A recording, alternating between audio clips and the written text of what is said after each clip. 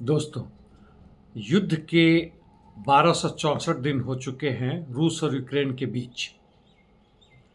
जहां तक ज़मीनी कार्रवाई की बात है, कर्सों में दोनों पक्षों की तरफ से भारी गोलाबारी चल रही है, जिसमें ड्रोन्स, आर्टिलरी और यहां तक कि टैंक के भी इस्तेमाल किए जा रहे हैं निप्रो नदी के दोनों तरफ से एक दूसरे के खिलाफ।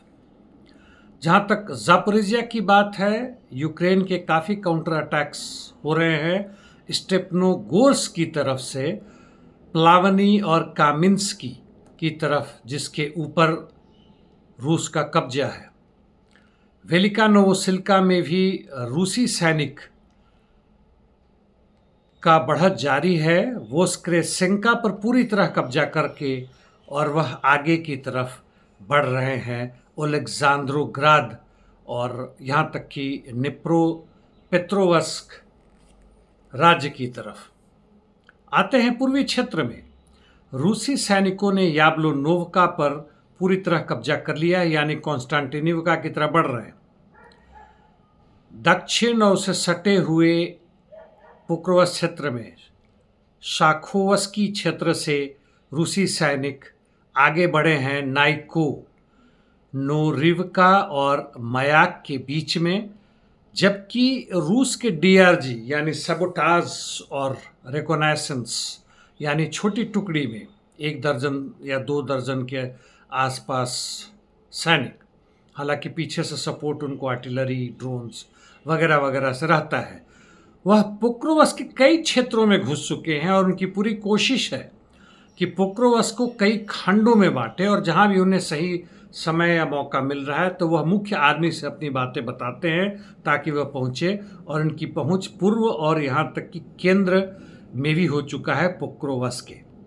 रोडेंस्की क्षेत्र में रूसी सैनिक पहले 4 से 5 किलोमीटर कोप्तिवका या कोप्तिव से आगे बढ़े थे और दूसरी तरफ उन्होंने यहाँ पे सुखाट्स्की नामक गांव पर पूरी तरह कब्जा कर लिया है और अभी लड़ाई जो है वह दोरोजने रोडिन्स्की और दाब्रोपिलिया की तरफ और उससे आगे बढ़ रहा है।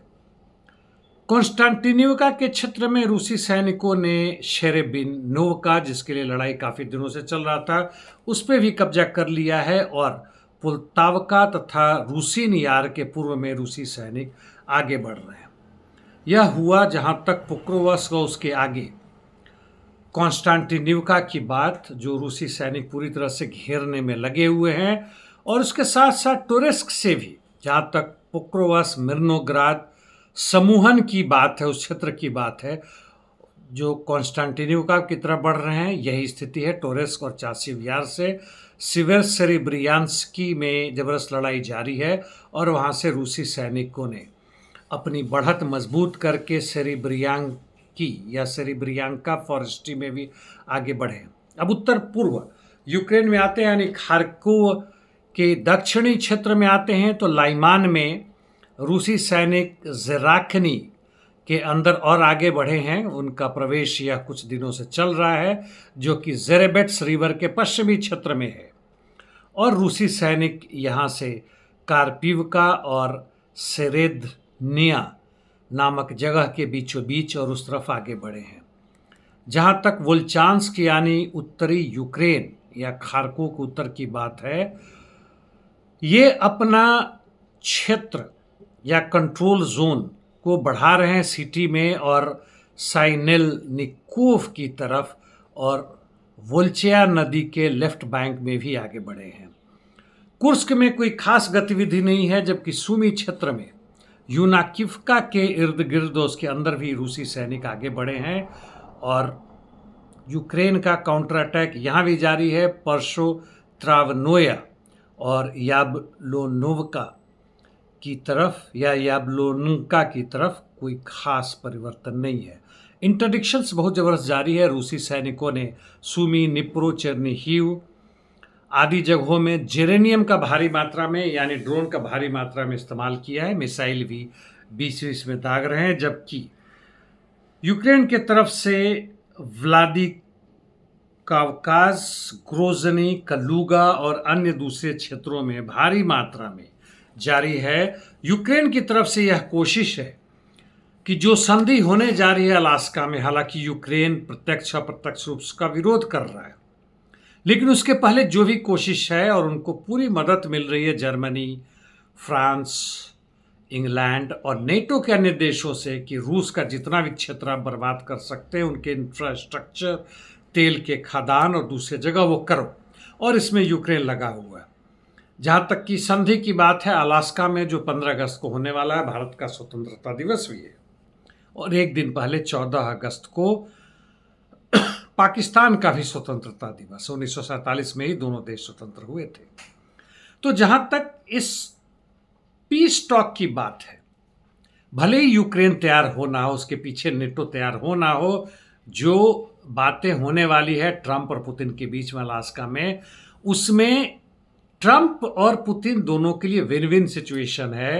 पहला कारण यह है कि रूस और अमेरिका के बीच में फिर से संबंध तेज हो रहा है, और इसके बीच में जो चुपचाप खामोशी से जो संधि हो रहे हैं, जैसे आर्मेनिया अजरबैजान के बीच में जो संधि करवाया है ट्रंप ने, और वहाँ पे जो ट्रिप यानी Trump route of international for international peace and prosperity जो इन क्षेत्रों से जाता है, उसका ईरान विरोध कर रहा है, लेकिन रूस ने समर्थन कर दिया। रूस का जब किस कॉकेसस क्षेत्र में उसका प्रभाव खत्म हो रहा है, लेकिन फिर भी रूस यहां मान रहा है कि भाई तुम यूक्रेन के छोड़ो, बाकी जगह करो। और मिडिल ईस्ट में भी कुछ ना कुछ बातें हुई हैं, वहां देखना है कि ईरान को कितना हद तक छोड़ता है। जहां तक पैलेस्टीन लड़ाई की बात है वह अलग है, वहां पे भी भयानक स्थिति है। अभी पूर्ण रूपेण जहां तक आईडीएफ की बात है, उस पर आक्रमण नहीं किया है गाजा पे, लेकिन उत्तरी गाजा और यहाँ तक कि मध्य और दक्षिण में भी उनके सैनिक आगे बढ़ने की कोशिश कर रहे हैं। भारी प्रतिरोध हो रहा है। लेबनान के दक्षिणी क्षेत्र में जब लेबनान के आर्मी ने, नेशनल आर्मी ने हिजबुल्लाह के आर्म्स अम्युनिशंस हटाने की, उनकी इंफ्रास्ट्रक्चर तोड़ने की कोशिश की, तो वहाँ भयानक विस्फोट हुआ। 6 लेबनान के सैनिक मारे गए हैं, और हिजबुल्लाह ने साफ कह दिया कि हम इसको नहीं मानते।